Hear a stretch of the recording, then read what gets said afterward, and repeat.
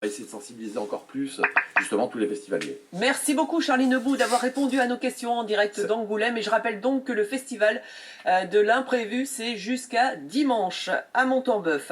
Allez, Merci. on termine ce journal par une rencontre surprenante avec un jardinier pas comme les autres. Philippe de Piette élève des plantes carnivores à Perret en Charente-Maritime.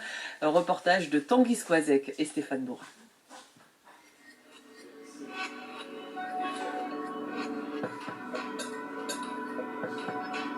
La vérité, c'est que j'ai organisé des teufs avant.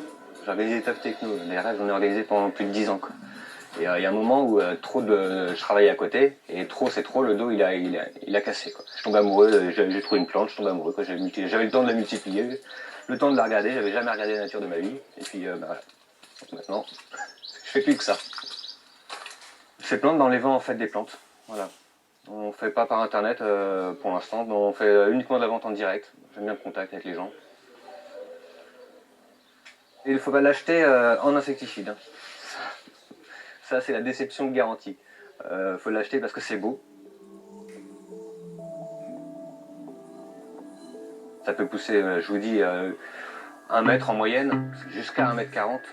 Donc ça fait des massifs qu'on voit de très loin. Quoi. Et puis plus vous vous rapprochez, plus ça devient sympa.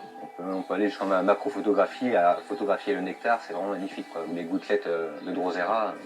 Donc c'est très, très beau de loin comme de près. C'est rustique et vivace. Ça a tout son avenir au jardin.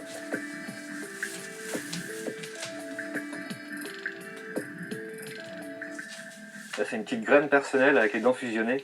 Elle est méga sympa. Au niveau du piège, il y a 3 poils sensitifs sur chacun des lobes là. Il suffit que j'actionne donc 2 fois un de ces poils pour qu'elle se referme. Là elle se referme mais elle emprisonne, c'est tout.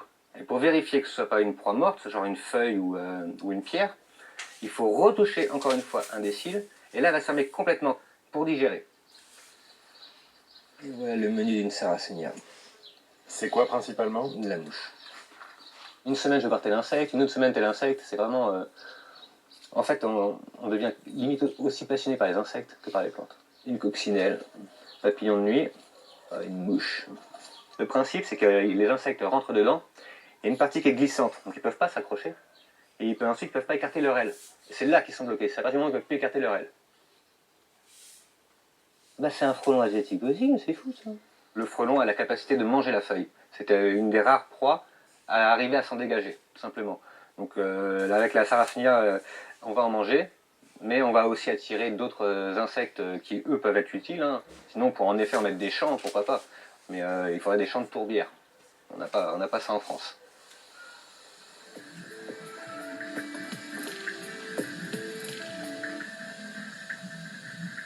Nepenthes amata, 50 € l'année dernière.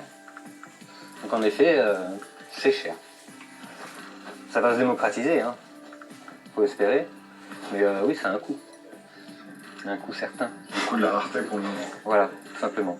Puis bon, je vous avoue que je prends pas les plus belles. Hein. C'est toujours pareil. Hein.